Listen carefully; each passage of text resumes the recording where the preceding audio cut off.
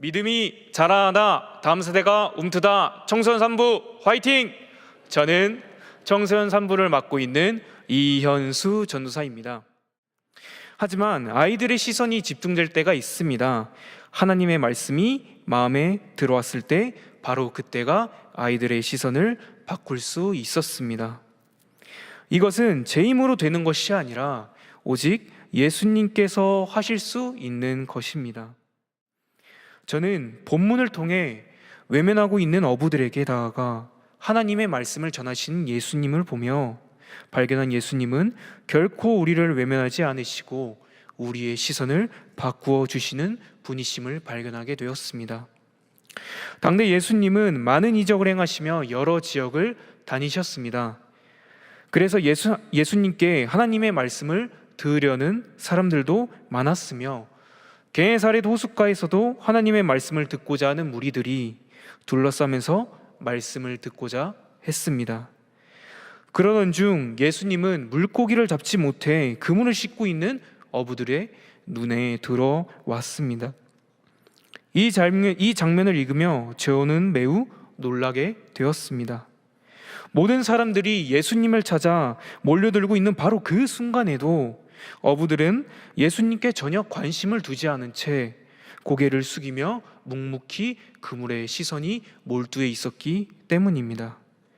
어부들의 시선은 밤새도록 고기를 잡느라 지친 그물에 머물러 있었고 예수님을 외면한 채 있었습니다. 그런데 놀랍게도 예수님의 시선은 바로 그 어부들에게 향해 있었습니다. 예수님께서는 외면하고 있는 어부들에게 친히 찾아가셔서 왜 나를 찾지 않느냐 혼을 내시거나 책망하시는 것이 아니라 오히려 그 배에 오르시어 하나님의 말씀으로 어부들을 가르치신 겁니다. 또한 어부들의 시선도 그물에서 하나님으로 바꾸어 주셨습니다. 저는 오늘 말씀을 통해 내가 예수님을 외면하고 있을지라도 먼저 찾아오셔서 시선을 바꾸어 주신 예수님께 감사함을 깨닫게 되었습니다. 예수님은 여러 회당을 다니시며 말씀을 전하시고 계셨고 게네사렛 호숫가에 계실 때도 하나님의 말씀을 전하시고 있었습니다. 하지만 예수님은 많은 사람들에게만 시선이 있었던 것이 아니셨습니다.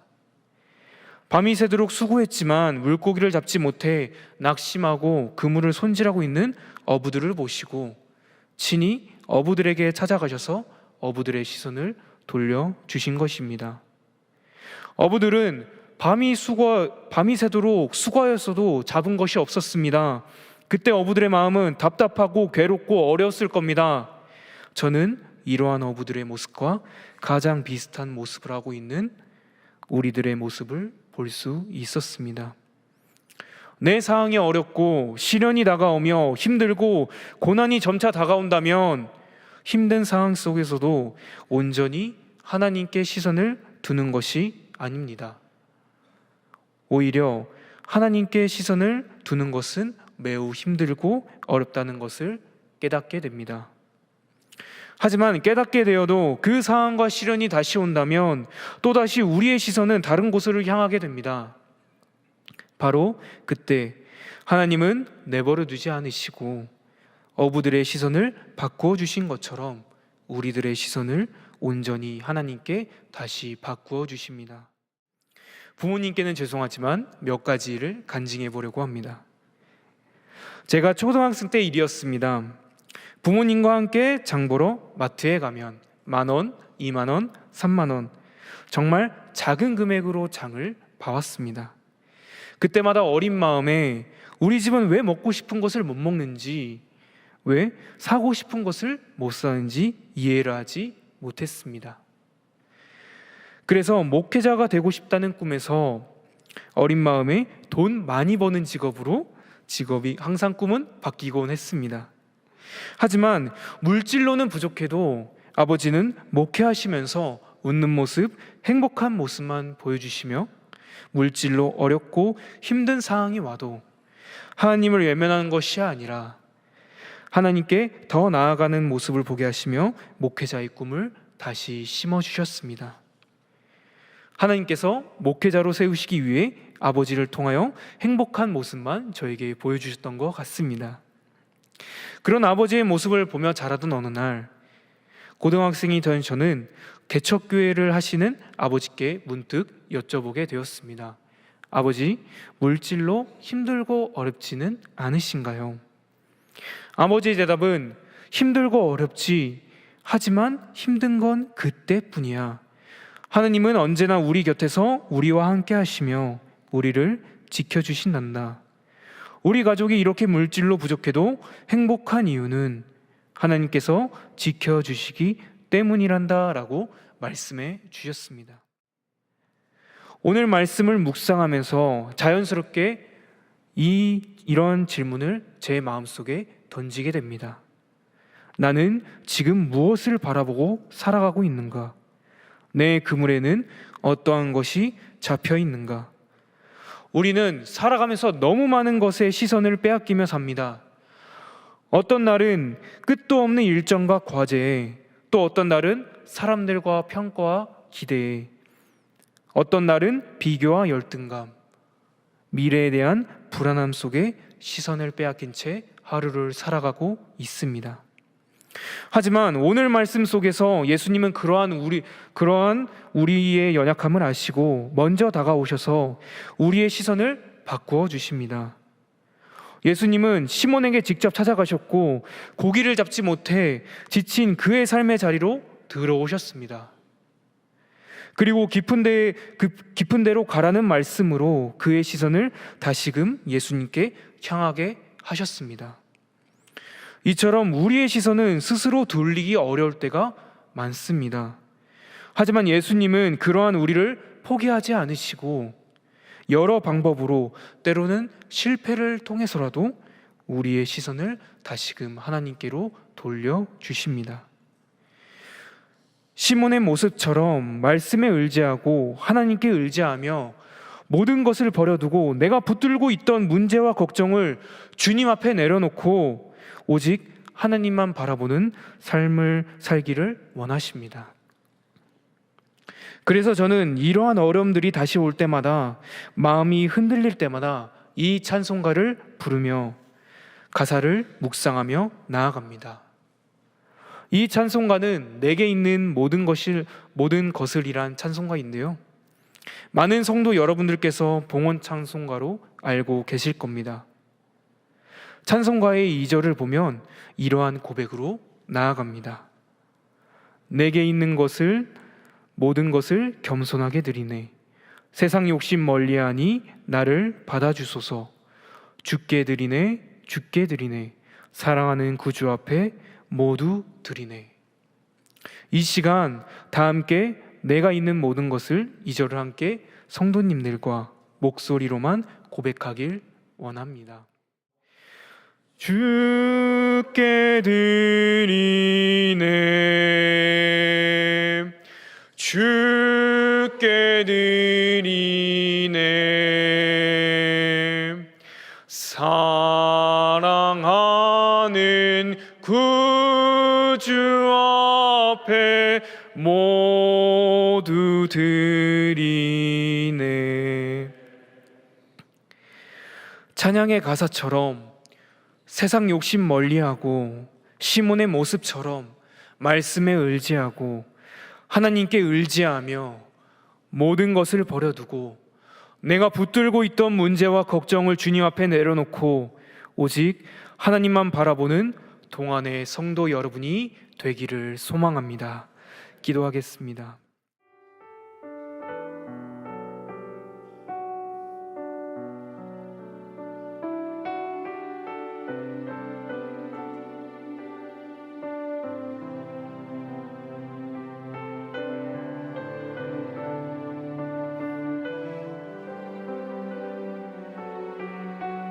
우리를 부르시는 주님께 고백합시다. 나의 주님께 찬양 드리며 그 크신 사랑 주님께